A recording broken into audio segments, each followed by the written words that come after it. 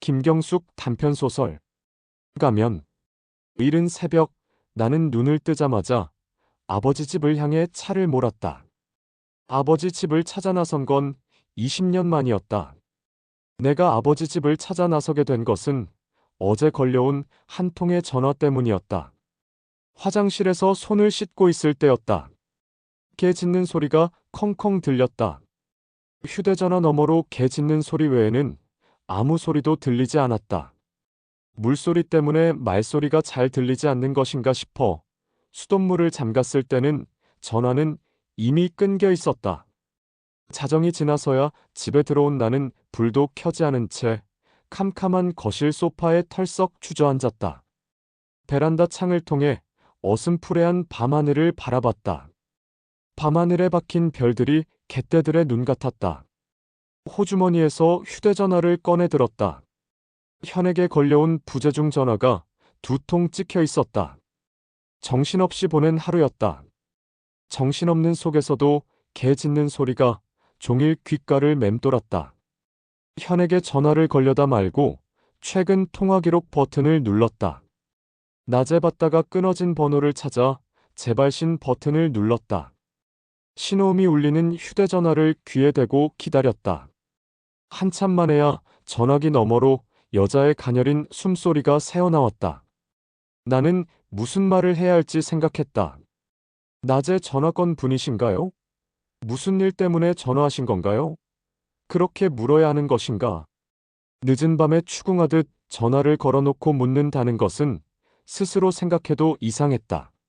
나는 전화를 걸어놓고 말문을 찾지 못한 채 전화기만 들고 있었다. 상대도 아무 말이 없었기에 정적만이 흘렀다. 한참 후에 전화기 너머로 가녀린 여자의 숨소리가 또다시 새어나왔다. 그 숨소리 너머로 개 짖는 소리가 들렸다. 그때서야 내 입에서 절로 미리암이란 이름이 새어나왔다. 미리암, 미리암 맞지? 내가 놀란 목소리로 다그치듯 묻는데 통화가 끊어졌다. 뜬 눈으로 밤을 새운 나는 전화한 사람이 미리암일 거란 생각에 아침 일찍 차에 몸을 실었다. 미리암은 여태 아버지 집에 있는 것일까? 개 짖는 소리가 미리암이 있는 위치를 말해주는 것 같았다. 아버지 집을 찾아가는 길은 20년 전과 크게 변한 게 없었다. 삼거리에서 남원 방향으로 우회전했다. 아버지 집인 보육원 근처에서 길을 헤맸다.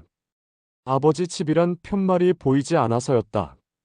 지나쳐 온 건 아닐까 하고 오던 길을 되짚었을 때 아버지 집이 아닌 동네 한 바퀴란 푯말을 발견할 수 있었다.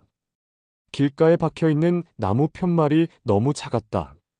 하마터면 보지 못하고 지나칠 뻔했다. 나는 동네 한 바퀴란 화살표 방향으로 핸들을 꺾었다. 차바퀴 밑으로 마른 흙먼지가 피어올랐다. 20년 전 나는 보육원에서 살았다. 보육원 이름은 아버지 집이었다. 아버지 집에는 아버지 목사가 있었다. 아이들은 아버지 목사를 가면이라 불렀다. 인자하게 웃는 얼굴이 가면 같아서였다. 누군가 가면이라고 부르자 다른 누군가도 가면이라고 불렀다. 나도 따라 불렀다. 가면은 자신이 가면을 쓴 줄 모르는지 당당했다. 가면은 배부른 돼지보다 어린 성자가 되라고 했다. 나는 할머니 따라 몇 번 교회에 가본 적이 다였다. 할머니는 한글을 모르는데도 악보 없는 찬송가 책을 들여다보며 느린 반주에 따라 찬송가를 불렀다. 아버지 집도 교회 같아서 매일 찬송가를 동요처럼 불러야 했다. 아버지 집에서는 아침에 삶은 감자를 줬다. 씻지도 않고 삶은 거였다. 씻으면 영양분이 파괴되기 때문이라고 했다. 삶은 감자를 씹을 때 입안이 서걱거렸지만 배고파서 맛있게 먹었다. 점심과 저녁은 식판을 들고 줄을 섰다. 아무나 밥을 주지는 않았다. 성경 구절을 암송한 아이들에게만 밥을 줬다. 한 단어, 한 구절을 틀리거나 더듬어도 밥을 주지 않았다. 나는 한 번 암기한 것은 절대 잊어버리지 않았다. 그러기 위해선 많은 시간이 필요했다. 그렇지만 내가 암송을 끝마쳤을 때는 식사 시간이 끝나 있었다. 말까지 더듬는 나는 늘 배가 고팠다. 나를 아버지 집에 데려다 준 사람은 할머니의 집 마을 파출소에 근무하는 순경이었다. 나는 공무수행차를 타고 아버지 집에 왔다. 순경은 특별히 신경 써준 곳이라며 훌륭한 원장 밑에서 삐뚤어지지 말고 잘 크라고 했다. 손가락까지 걸며 할머니를 생각해서라도 꼭 일하고 했다. 내가 고개를 끄덕이자 순경은 자기 할 일을 마쳤다는 흐뭇한 표정을 지으며 내 머리를 쓰다듬곤 가면에게 잘 부탁한다고 당부했다. 가면은 내 어깨를 끌어당겨 안으며 제가 돌보는 것이 아니라 하나님이 돌보는 겁니다. 라고 대답했다. 순경은 그 말이 마음에 들었는지 흡족한 표정을 짓고는 돌아갔다. 가면은 자세를 낮추고 앉아 내게 말했다. 집 없이 들판을 떠도는 부모 잃은 아이구나. 하나님은 햇빛으로 안고 끝까지 버리지 않으신단다. 눈물이 쏟아졌다. 내가 버려진 아이라는 것 때문인지, 하나님이 날 버리지 않으신다는 것 때문인지, 새로운 환경에 낯설 때문인지 구분되지 않았다. 아버지 집 아이들은 키가 작고 체구가 왜소했다. 나는 뚱뚱했다. 할머니가 살아계실 때 할머니는 우리 떡두꺼비하며 내 궁둥이를 두들기곤 하셨다. 할머니의 거칠거칠한 손이 그립다. 할머니는 내가 아버지 집에 오기 전에 하늘나라로 갔다. 동네 한 바퀴도 할머니가 돌아가시기 전에 개장수한테 팔려서 하늘나라로 갔다. 동네 한 바퀴는 할머니가 장에서 사온 게 이름이다. 내가 안으려 하자 작은 몸을 웅크리며 오들오들 떨었다. 그러던 것이 무럭무럭 자라서 온 동네를 휘젓고 다녔다. 동네 한 바퀴. 뛰어서 엄마 있는 곳까지 가서 내 소식을 전해줘. 나는 주문을 외웠다. 동네 한 바퀴에 헐떡거리는 숨소리가 엄마의 체온 같아서였다. 할머니와 1년만 살고 있으면 데리러 오겠다던 엄마는 1년이 지나도 오지 않았다. 할머니 집에 오기 전에 엄마랑 나는 여러 번 집을 옮겨 다녔다. 아빠는 집을 몰라서 못 오는지도 몰랐다. 할머니 집은 알터인데 내가 할머니 집에 있다는 것을 모르고 있는 것 같았다. 개장수가 할머니를 찾아온 날이었다. 동네 한 바퀴가 할머니 신발을 물어뜯고 노는데도 할머니는 나무라지 않았다. 살아있은 게 또 보여? 할머니가 개장수에게 말했다. 개장수도 할머니에게 간단한 안부를 묻고는 땅에 침을 뱉었다. 땅에 흙먼지가 침을 동그랗게 말아 감쌌다. 개장수에게는 개를 꿰는 솜씨가 있었다. 개장수에게 다가간 동네 한 바퀴는 개줄에 묶여 자전거 뒷자리에 실렸다. 내가 매일 엄마를 찾아오라고 동네 한 바퀴 귀에 대고 주문을 외우는지 할머니는 몰랐다. 슬픔은 잠을 만들었다. 귓가에 가쁜 숨소리가 들려서 잠에서 깼다. 팔려간 동네 한 바퀴가 혀를 길게 빼고 숨을 헐떡거리고 있었다. 나는 눈을 비볐다. 해질녘 이었다. 새까만 눈망울이 나를 바라보고 내 손등을 핫고 꼬리를 흔들었다. 그러다 배가 고픈지 빈 그릇을 대그락대그락 하찼다. 나는 얼른 빈 그릇에 물을 부어줬다. 팔려간 동네 한 바퀴가 그렇게 집을 찾아왔다. 나는 그날 밤 동네 한 바퀴와 잤다. 동네 한 바퀴는 마루 밑에서, 나는 마루 위에서 서로 숨소리를 채운 삼아 잤다. 미안한 마음을 그렇게라도 전하고 싶었다. 동네 한 바퀴는 밤새 홀쭉한 뱃살을 벌름거리며 씩씩 숨을 가쁘게 내쉬었다. 나는 할머니처럼 말했다. 사람이 독해. 할머니가 엄마한테 한 말이었다. 알아들은 것일까? 동네 한 바퀴는 납죽 엎드린 채 꼬리를 한 번 들었다가 내렸다. 아침 안개가 걷히기도 전에 찌르릉 자전거 소리가 마당 안으로 들어왔다. 개장수였다. 동네 한 바퀴는 귀를 쫑긋 세우고 끙끙거리며 오들오들 떨었다. 도망가. 나는 낮은 소리로 말했다. 동네 한 바퀴는 나를 바라볼 뿐 안절부절 못하고 같은 자리를 빙빙 돌며 가랑이 안으로 꼬리를 말고 목을 움츠렸다. 개장수는 동네 한 바퀴에게 다가가 목에 줄을 매며 말했다. 영리한 개라며 종자 있는 놈인지 똥개는 아닌 것 같다며 꽤 먼 길인데 란 말을 덧붙였다. 동네 한 바퀴는 가고 싶지 않다는 신용만 할 뿐 저항하지 않았다. 동네 한 바퀴를 자전거에 실은 개장수는 단체 손님 예약을 받아서 바쁘다며 서둘러 가버렸다. 할머니는 입가와 눈가에 주름을 만들며 자글자글한 손바닥으로 마른 세수를 하며 말했다. 자기 죽을 날 아는 것은 사람이나 짐승이나 같다. 도망가지 않은 동네 한 바퀴를 두고 할머니가 변명하듯 한 말이었다. 할머니도 죽은 날을 알았던지 마을 파출소에 가서 내가 있을 곳을 부탁하고 온 날 주무시다 하늘나라로 갔다. 할머니가 돌아가신 날 배가 고팠다. 배가 고파서 할머니에게 미안했다. 아버지 집에 와서도 배가 고팠다. 가끔 주말이면 후원단체 봉사자들이 아버지 집을 찾아왔다. 선물과 먹을 것을 가져왔다. 그런 날은 가면이 음식은 개걸스럽게 먹어야 한다고 말했다. 헷갈렸지만 기회다 싶어 개걸스럽게 먹었다. 배가 부르니 기분이 좋았다. 여러 봉사자가 용돈을 주자 꽤 됐다. 나는 자랑했다. 한 봉사자가 물었다. 그걸 어디에다 쓸 거니? 나는 강아지를 사고 싶다고 말했다. 강아지를 보면 엄마를 보는 것 같다고 말했다. 묵묵히 듣고 있던 봉사자는 코까지 벌름거리며 내 말을 가면에게 전했다. 예견치 못한 일이었다. 봉사자의 말은 설득력이 있었다. 말이 떨어지자마자 따뜻한 마음의 가면을 쓴 아버지 목사가 강아지를 사왔다. 가면의 완벽한 위선적 행동이었다. 나는 가면이 사다 준 강아지의 이름을 동네 한 바퀴라고 지었다. 죽은 동네 한 바퀴가 다시 살아 돌아온 것만 같았다. 동네 한 바퀴는 주인을 잘못 만나 불행했다. 주인 따라 금식해야 했기 때문이다. 동네 한 바퀴는 배가 고파도 내게 꼬리를 흔들어 주었다. 줄로 묶어두지 않아도 달아나지 않았다. 개장수에게 팔려가서 보신탕이 된 동네 한 바퀴가 정말 살아 돌아온 것 같았다.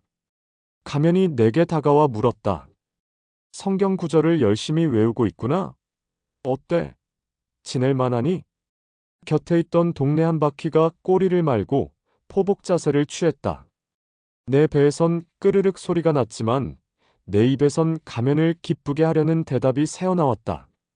좋아요. 아버지 집은 봉사자들이 오는 주말을 제외하고 폐허 같았다. 아버지 집에서 우리는 세례명으로 불렸다. 미리암, 아론, 갈렙, 여호수아. 내 세례명은 모세였다. 미리암이 조용한 걸음으로 다가와 내게 초코파이를 내밀었다. 이거 먹어. 미리암이 봉사자들에게 받은 초코파이를 아껴두었다가 내게 건넸다. 나는 선뜻 손을 내밀지 못했다. 미리암이 내 손에 초코파이를 쥐어줬다. 닳도록 아낀 초코파이는 봉지를 뜯자마자 가루가 되어 바스러졌다. 동네 한 바퀴가 땅에 떨어진 부스러기를 헤쳤다. 미리암이 무릎다리를 하고 앉아 동네 한 바퀴를 쓰다듬었다. 고마워. 나는 초코파이를 입에 머금은 채 말했다. 미리암이 미소 지었다. 미리암이 엄마 같았다. 미리암의 부모는 재혼해서 따로 살고 있다고 했다. 미리암도 따로 살아야 해서 아버지 집으로 보내졌다고 했다. 나는 할머니와 함께 살 때 TV에서 보았던 만화 영화가 떠올랐다. 내가 눈을 감자 미리암이 공주로 변했다. 나는 식탐을 하다가 마법에 걸려 얼음 왕자로 변했다. 미리암이 내게 입 맞추자 나는 얼음 마법에서 풀렸다. 간지러운 감촉에 눈을 떴다. 동네 한 바퀴가 내 얼굴을 핥고 있었다. 나는 얼굴을 붉혔다. 미리암에게 고마운 마음이 들고 기분이 좋아 휘파람으로 노래를 불렀다. 미리암이 무릎다리를 하고 앉아 내가 부르고 있는 노래를 따라 불렀다. 아버지 집은 규율이 많았다. 그것은 쇠뇌였다. 아무도 담장도 없는 아버지 집을 이탈하지 않았다. 이탈은 두려움이었다. 간혹 이탈한 아이도 있었다. 이탈한 아이는 멀리 도망가지 못하고 붙잡혀 되돌아왔다. 돈이 없어 역을 헤매다가 신고를 받고 출동한 파출소 직원에게 도로 붙잡혀 되돌아왔다. 그럴 때마다 이탈한 아이는 은혜도 모르는 말썽꾸러기 취급을 받았고 가면은 권위와 신뢰를 잃지 않았다. 아이들은 마을에 있는 작은 학교에 다녔다. 나도 다녔다. 미리암과 나는 나란히 걷다가 학교 앞에서 조금 떨어져 걸었다. 우리는 같은 반이었다. 미리암이 있어서 위로가 됐다. 내가 죽지 않고 살 수 있었던 것은 학교 급식 때문이었다. 최초로 무상급식을 시행한 학교였다. 아버지 집 아이들 때문에 폐교 위기를 면한 학교는 운영 차원에서 시행한 거였다. 가면과 학교 교장은 친분이 두터운지 자주 오가며 악수를 하고 정답게 웃고는 했다. 가면은 정부 지원금과 사회 후원금을 충분히 받고 있으며 상당한 재산을 소유한 부자라고 했다. 자신의 재산까지 들여 좋은 일을 한다며 존경받고 있었다. 학교 급식으로는 김치, 콩장 등의 반찬이 나왔다. 가정에서 통학하는 아이들은 급식을 조금밖에 먹지 않았다. 나는 많이 먹었다. 가정이 있는 아이들이 웃었다. 선생님은 웃으면 놀리는 거라고 말했다. 어느 날 선생님이 나를 조용히 불렀다. 비밀이 있으면 선생님에게만 살짝 말해도 된다고 했다.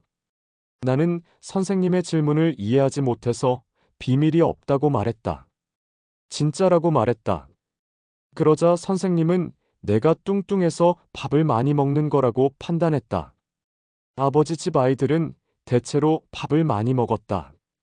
선생님은 아버지 집 아이들은 신앙심이 깊고 착해서 음식을 가리지 않고 잘 먹는 거라고 생각했다.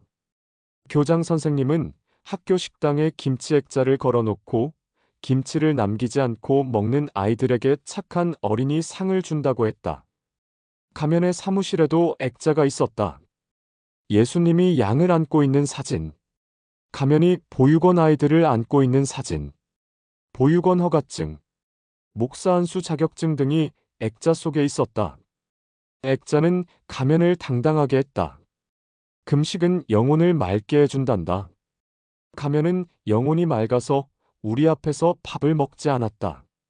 나는 가면이 돼지가 되는 상상을 했다. 상상을 하자 가면이 보였다. 가면이 돼지 가면을 쓰고 밥을 먹고 있었다. 밥을 먹는 모습을 보자 나도 돼지로 변했으면 좋겠다고 생각했다. 생각하는 순간 내 몸도 돼지로 변했다. 내가 돼지 코를 달고 밥을 먹자 뿔 달린 도깨비들이 나타나 조롱하며 웃어댔다. 나는 수치심을 느꼈다. 식탐은 수치심보다 강했다. 그렇지만 먹는 걸 들켜서는 안 된다는 두려움이 더 강했다. 꿈은 달콤했고 죄인이 된 기분은 싫었다. 마음으로 지은 죄도 죄이므로 가면이 꿀꿀거렸다. 꿈이었다. 성경 구절을 잘 외우지 못한 나는 늘 손에 들고 다녔다. 많은 시간이 필요했기 때문이다. 가면은 그런 나를 예뻐했고 아이들은 놀리며 시기했다. 배가 고파. 내가 미리암에게만 살짝 말한 것을 아이들이 듣고 놀렸다. 뚱뚱한 사람은 욕심꾸러기라서 남보다 배로 먹어야 배가 부른 법이라고 했다. 뚱뚱한 건 욕심꾸러기가 아냐. 미리암이 편들었다. 나는 울컥했다. 미리암이 나를 위해 밥을 훔쳤다. 미리암이 나를 위해 아버지 집의 규율을 어겼다. 가면이 다가왔다. 가면은 어디서나 우리를 지켜보고 있었다. 미리암이 밥그릇을 땅에 떨어뜨렸다. 동네 한 바퀴가 다가가려다 침을 흘리며 꼬리를 말았다. 가면은 아무 말 없이 미리암의 손을 잡았다. 겁에 질린 미리암은 가면을 따라갔다. 그 후 미리암을 볼 수 없었다. 학교에도 나오지 않았다. 미리암은 나 때문에 벌을 받느라 감금됐다. 나는 미리암을 위해 아무것도 해주지 못했다. 미리암이 보이지 않은 아버지 집은 빈집 같았다.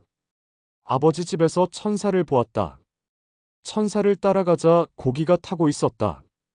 아론, 여호수아, 갈렙이 둘러앉아 있었다. 네 발 달린 짐승이 바비큐처럼 타고 있었다.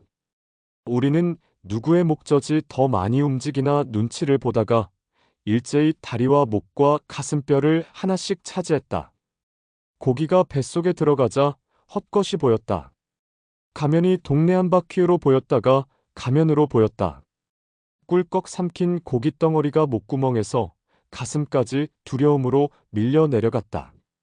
나는 겁에 질려 헛것인지 실체인지 구분하기 위해 눈을 쓴벅거렸다. 다리 사이로 뜨거운 것이 흘러내렸다. 우리도 미리암처럼 감금되는 건가요? 우린 고기가 먹고 싶어요. 여호수아가 말했다. 살생은 죄란다. 가면이 인자하게 대답했다. 미리암이 보이지 않아요. 나는 말더듬이처럼 질문했다. 나는 떨고 있었다. 나는 들고 있던 불이 붙은 나무 막대기를 덤불 속으로 던졌다. 고기를 먹기 위해 불을 지핀 일부터 가담하지 않았다는 내 변명의 동작이었다. 미리암은 금식 중이란다. 죄를 용서받고 있단다. 대답하는 가면의 시선이 나를 향하고 있었다. 배고픈 게 왜 죄입니까? 여호수아가 말했다. 여호수아가 어린 예수 같았다. 가면이 잠시 할 말을 잃었다. 가면에게 이의를 제기하는 아이는 여태껏 아무도 없었다. 나는 봉사자들이 찾아와도 가면이 두려워서 아무 말도 하지 못했었다. 여호수아는 부모를 교통사고로 잃고 아버지 집으로 온 지 며칠 되지 않았다. 여호수아는 아버지 집의 규율을 몰랐다. 몰라서 두려움도 없었다. 숨이 막힐 것 같았다. 네가 내 말뜻을 오해했구나. 가면이 대답했다. 저희는 배가 고파요. 미리암은 어디에 있습니까? 여호수아가 겁없이 말했다. 여호수아는 나보다 한 살 적은데도 용기 있었다. 가면이 위엄있게 바라봤다. 미리암을 풀어주세요. 아론과 갈렙이 작은 소리로 외쳤다. 미리암을 풀어주세요. 여호수아가 큰 소리로 외쳤다. 아이들은 용기를 내기 시작했다. 다들 일제히 외치기 시작했다. 나는 얼어붙은 듯 서 있었다. 가면은 권위 있게 보이려고 엄숙한 표정을 지었다. 그러나 소용없었다. 이제 더는 미리암의 문제가 아니었다. 미리암의 문제는 발단의 원인이 되었을 뿐 아버지 집 아이들의 문제로 상황은 돌변했다. 어디선가 타는 냄새가 났다. 내 입에서 나는 고기 냄새라고 생각했다. 고기 냄새는 아버지 집을 덮었다. 여호수아가 잘린 나무 밑동 위로 올라섰다. 아론이 다른 밑동 위로 올라섰고 또 다른 밑동을 찾아 갈렙이 올라섰다. 아이들도 하나둘씩 밑동을 찾아 올라섰다. 나만 같은 자리에 얼어붙은 듯 서 있었다. 가면이 작아 보였다. 초라했다. 아무것도 아니었다. 나는 혼란스러웠다. 아수라장이 된 아버지 집의 담장이 허물어졌다. 담장은 두려움이었다. 두려움은 세뇌였다. 담장이 허물어지고 있는데도 아무도 용기를 내지 못했다. 여호수아가 뛰기 시작했다. 그것은 용기였다. 모두 용기를 따라 뛰었다. 나도 뛰었다. 아무것도 아닌 것이 아무것도 아니라는 것을 아는 동안까지는 아무것도 아니지 않았다. 나는 여전히 두려웠고 뒤를 돌아볼 사이도 없이 뛰었다. 우리는 동네 한 바퀴처럼 달렸다. 달리는 무리 속에 미리암은 없었다. 어디선가 타는 냄새만이 희미하게 따라왔다. 나는 계속 달렸다. 내가 꿈속에서 달리는 것인지, 달리면서 자는 것인지, 눈을 떠보니 달리는 트럭 아니었다. 어떻게 트럭까지 얻어 타고 마을을 빠져나왔는지 기억이 전혀 나지 않았다. 우리는 마을을 빠져나와 각자 흩어졌다. 잡히지 않기 위해서였다. 아버지 집을 도망쳐 나온 뒤로 나는 하루 세끼 밥을 먹을 수 있었다. 그러나 밥을 먹을 때마다 돼지가 된 기분이었다. 그것은 내가 아버지 집에서 받은 세뇌 때문이었다. 동네 한 바퀴란 편말의 화살표 방향으로 핸들을 꺾어 얼마쯤 들어가자 20년 전 아버지 집이 나왔다. 아버지 집 마당 안에 차를 들여놓자 개떼들이 달려들었다. 나는 놀라 창문을 올렸다. 흙 묻은 발들이 차창으로 들이대며 발 도장을 찍었다. 마당에 뒹구는 개 밥그릇은 개의 머릿수만큼이나 많았다. 개 짖는 소리가 산을 울렸다. 한 여인이 마당 뒤뜰에서 걸어 나왔다. 헐렁한 개량 한복 바지 위로 장화를 신은 채 손에는 호미를 들고 있었다. 개량 한복을 입어서인지 산속에 묻혀 사는 비군이 같았다. 나는 다가오는 여인이 미리암이라는 것을 직감으로 알아차렸다. 밀짚 모자 속에 수건을 덮어 쓰고 있어서 얼굴은 잘 보이지 않았다. 사납게 짖던 개들이 미리암을 보자 흩어졌다. 단층으로 지어진 보육원 건물은 그대로였다. 여호수아, 아론, 갈렙, 미리암, 내가 사용하던 방은 계집이 되어 있었고 아버지 집 편말이 떼어진 자리에는 동네 한 바퀴란 편말이 붙어 있었다. 나는 미리암을 따라 안으로 들어갔다. 미리암은 머리에 수건을 두른 채 자분자분 몸을 분주히 움직이며 차를 내왔다. 새벽부터 달려온 탓인지 피곤이 밀려왔다. 미리암은 내게 아무것도 묻지 않았다. 이를테면 식사 전인지 어떤 차를 마실 것인지에 대한 사소한 질문조차 하지 않았다. 그런데도 나는 마치 출장 갔다 집에 돌아온 기분마저 들었다. 나는 오래전부터 마셔왔던 것처럼 떨떠름한 수세미 차를 의자에 기대고 앉아 마셨다. 내가 차를 마시는 동안 미리암은 집 안과 텃밭을 오가며 푸성기들을 정성스럽게 뜯어 바구니에 담아 날랐다. 깻잎과 풋고추, 상추는 수돗물에 씻어 채반 위에 놓고 쌈장은 고추장 한 수저에 된장 한 수저 반, 참기름 한 방울과 깨와 다진 파를 잘게 썰어 버무렸다. 상추는 작고 여려서 여러 장을 포개어 싸먹거나 깻잎을 한 장 깔고 그 위에 여린 상추를 올려놓고 싸먹어야 할 만큼 여린 순이었다. 미리암은 도마 위에 대파 반을 잘라 숭숭 썰고 풋고추는 손으로 뚝뚝 부러뜨리고 애호박은 앞에 연한 부분을 반 잘라 반달 모양으로 송송 썰어 된장찌개에 넣었다. 조미료는 넣지 않고 된장과 재료만으로 국물 맛을 냈다. 나는 차려내온 밥을 먹기 시작했다. 깻잎 한 장에 여린 상추를 여러 장 올려놓고 그 위에 쌈장을 푼 다음 김이 올라오는 밥을 젓가락으로 떴다. 젓가락에 묻은 쌈장 때문에 밥알이 붉었다. 옥수수와 쌀, 보리와 조, 검은 콩과 수수 등 여러 가지 잡곡이 들어간 밥이었다. 미리암이 오래전부터 나를 위해 준비해온 밥상 같았다. 쌈을 한 입에 넣고 아삭아삭 씹었다. 오랜만에 느껴보는 식욕이었다. 된장찌개 국물을 후룩거리며 떠마셨다. 톡 쏘는 고추 맛에 입안이 얼얼했다. 미리암이 먹는 나를 멀거니 바라봤다. 많이 먹어 라고 말하는 것 같았다. 나는 왜 아무 말도 하지 않는지, 실내에서도 왜 수건을 벗지 않는지 묻고 싶어 기회를 엿봤다. 그럴 때마다 미리암은 얼른 시선을 피해버렸다. 나는 하는 수 없이 내려오다 길을 헤맨 이야기며 오랜만에 와보니 경치가 좋다는 이야기를 두서없이 늘어놓았다. 미리암은 마른 표정으로 고개를 작게 주걱거렸다. 미리암이 설거지를 하는 동안 산그늘이 마당의 반을 덮었다. 젖은 손을 닦고 나온 미리암이 나를 텃밭으로 이끌었다. 텃밭은 땅이 습하고 그늘이 져 있어 어두웠다. 텃밭에서 조금 떨어진 곳에 솥뚜껑만 한 낮은 묘가 보였다. 미리암이 그곳을 손가락으로 가리켰다. 나는 고개만 끄덕였을 뿐 아무 말도 하지 않았다. 가면이 어떻게 죽었는지, 언제 죽었는지, 따위는 알고 싶지 않았다. 무덤에는 풀이 자라지 않은 채였다. 우리가 아버지 집을 도망쳐 나올 때 미리암은 벌을 받느라 함께 도망치지 못했다. 아무것도 아닌 것이 아무것도 아니라는 것을 미리암은 알 기회가 없었으므로 다 떠나고 없는 아버지 집에 홀로 남게 됐다. 미리암의 몸에서 노린내가 풍겼다. 동네 한 바퀴와 살며 동네 한 바퀴가 되어버린 것 같았다. 그늘이 마당을 덮자 동네 한 바퀴들은 각자의 계집으로 들어갔다.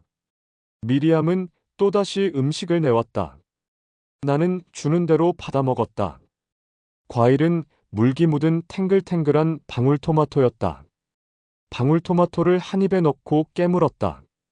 미리암에게 나는 여전히 배고픈 모세 같았다. 강아지가 다가와 방울토마토가 담긴 접시를 해찼다. 나는 쉭 소리를 내며 그릇을 치우고 강아지를 발로 밀어냈다. 미리암이 강아지를 두 손으로 보듬어 문 밖으로 내놓았다. 잠시 침묵이 흘렀다.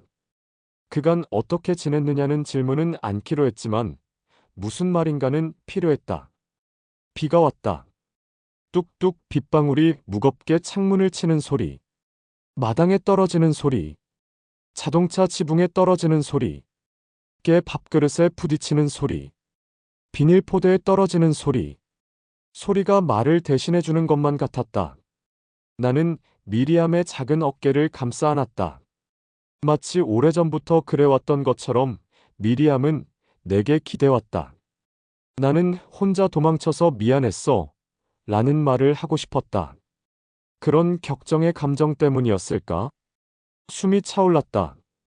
미리암은 내 손을 가만히 거두고 조용히 일어나 옷을 벗기 시작했다.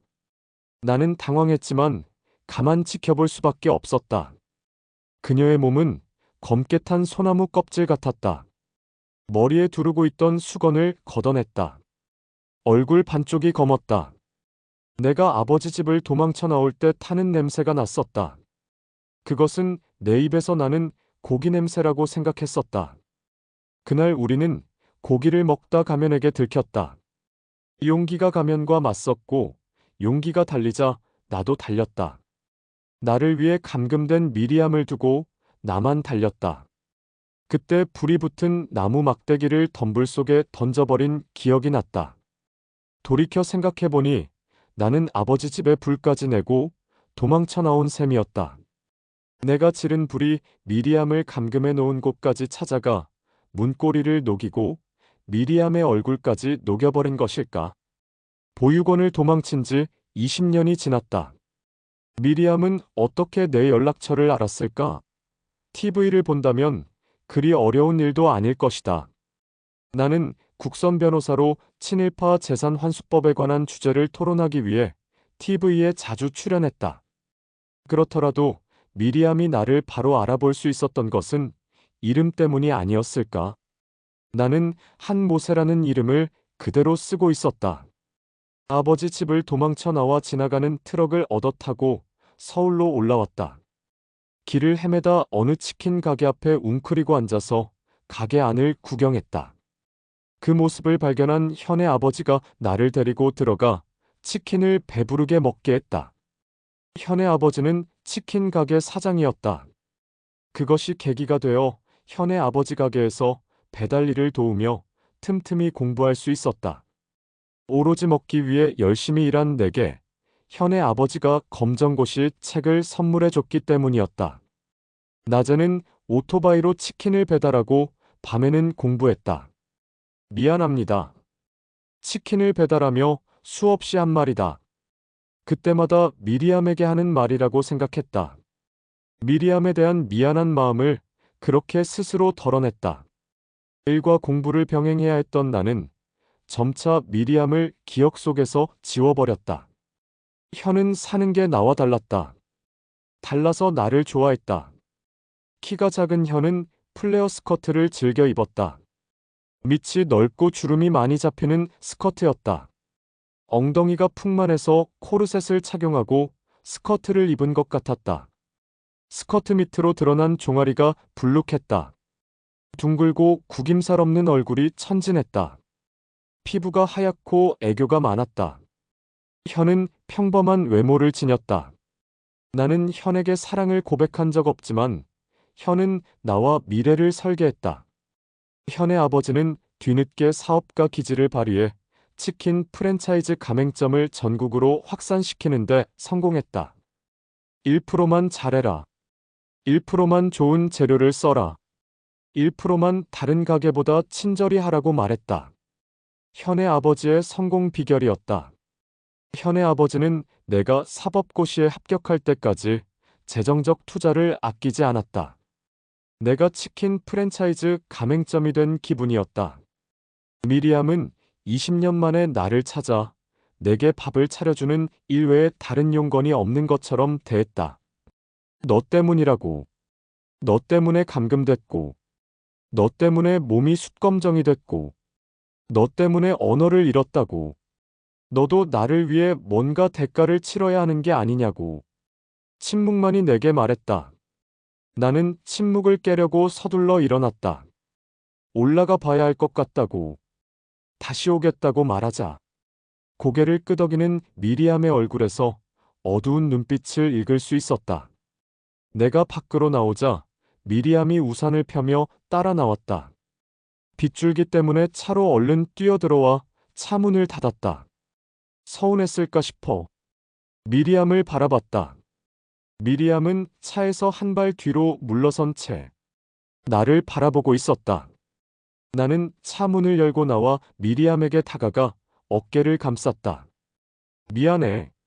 미안하다는 말을 내뱉는 순간 격정이 가없는 슬픔으로 밀려왔다.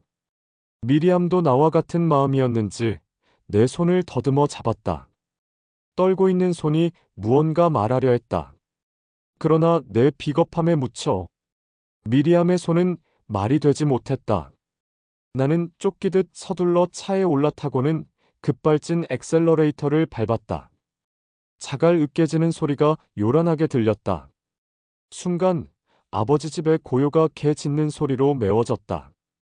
창문 틈새로 동네 한바퀴들이 머리를 내밀고 짖었다. 또다시 미리암을 두고 가지 말라고. 일제히 나를 꾸짖는 것 같았다. 나는 아버지 집과 멀어지며 백미러를 통해 미리암을 바라봤다. 개량 한복을 입은 미리암은 허수아비 같았다. 내가 다시 올 때까지 그대로 서 있을 것만 같았다. 미리암은 어두운 그림자 같았다. 비가 오기 때문에 어두워 보이는 거라고 생각하려 했지만 어둠은 미리암의 마음 같았다. 도망치듯 아버지 집을 빠져나와 질주하듯 차를 몰았다. 서해안 고속도로의 휴게소에 차를 세웠다. 라이터를 찾으려 주머니 속에 손을 넣었다. 손끝에 편지 봉투가 닿았다. 미리암의 편지였다. 그녀는 언제 내 옷 속에 이 편지를 넣어둔 걸까? 내가 이렇게 도망치듯 떠날 걸 알고 있었던 걸까? 나는 편지를 펼쳐 눈으로 읽기 시작했다. 모세, 너를 너라고 불러도 될까? 내 기억 속에 너는 언제나 배고픈 아이였어. 동네 한바퀴들과 내가 갈 곳은 아무데도 없지만 이제는 떠나야 할 때가 된 것 같아. 떠나기 전에 내게 밥을 해주고 싶었어. 그게 마지막 일지도 모르니까. 아버지 집의 재산이었던 보육원 땅과 텃밭, 그리고 뒷산이 친일파 재산으로 밝혀져서 국가에 환수된대. 덕분에 내 젊음을 가두고 있었던 아버지 집을 떠나도 된다는 허락을 통보받았어. 떠나고 싶을 때는 두려워서 못 떠났는데 이제는 갈 곳 없는 나에게 떠나라고 말하네. 그동안 내가 어떻게 지냈는지는 말하지 않을게. 말하지 않아도 알 테니까. 와줘서 고마워. 그날, 불이 난 날, 동네 한바퀴가 날 구하러 왔어. 내 눈에는 모세, 네가 날 구하러 온 것처럼 느껴졌어. 네가 곁에 있어서 견딜 수 있었어. 나에게는 동네 한바퀴는 바로 너였어. 미리암의 편지는 벼랑 끝에 서서 쓴 유서 같았다. 나는 빠른 속력으로 차를 몰았다. 달리는 길이 상행선인지 하행선인지 이정표가 보이지 않았다. 달리는 차바퀴에서 고기 타는 냄새가 바투 달려들었다.